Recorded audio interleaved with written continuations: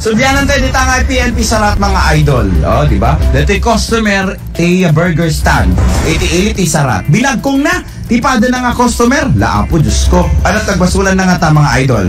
Ito man naman ti pakabuklan, dinitali ka natin na nakamat report. Manipod pa lang kini Idol Lawrence Corpus Martinez.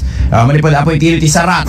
IFM. Impaka mo ni Police Captain Ashley Kleiner Kakayorin, Hepe ti Sarat Municipal Police Station nga dati nabagkong a customer ti burger stand iti Barangay 11 Sarat, Ilocos Norte. Kuna ti Hepe, a customer matlang tinaso a burger stand, tinang bagkong iti padan a customer gapo iti sanda pinagkinaawatan. Impatad ti Hepe, anak kainom ti arak iti suspek a may sapay arason no apay ana pasamak ti krimen. Inawlawag ti Hepe at tinausar a pinang bagkong ti suspek ti biktima ket kutsilyo nga agatidog ti 14 inches ken agakaba ti 3 inches.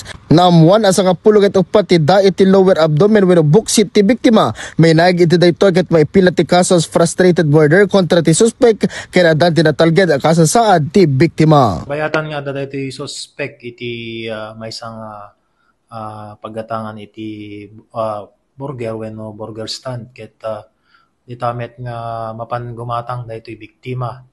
Ket dan sa ti kaslang di da nagkinawatan iti dayta nga kanito dayto ngamin suspect ket alleged nga nakainom. So siguro during that time ket medyo napikar na dayto suspect iso nga nagresulta iti kastoy nga madi pa nagkinawatan Lawrence. Agam amo da ba dagito sir? Actually Lawrence ket handa agam amo kasi dayto may sa taga Sarat.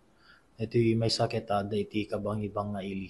Ingunam-gunam ti Hepe at ti arak ket saan nga ipaulo no diket di ipabuksit. Para iti IFM News, Idol Lawrence Martinez, Tatak, RMN.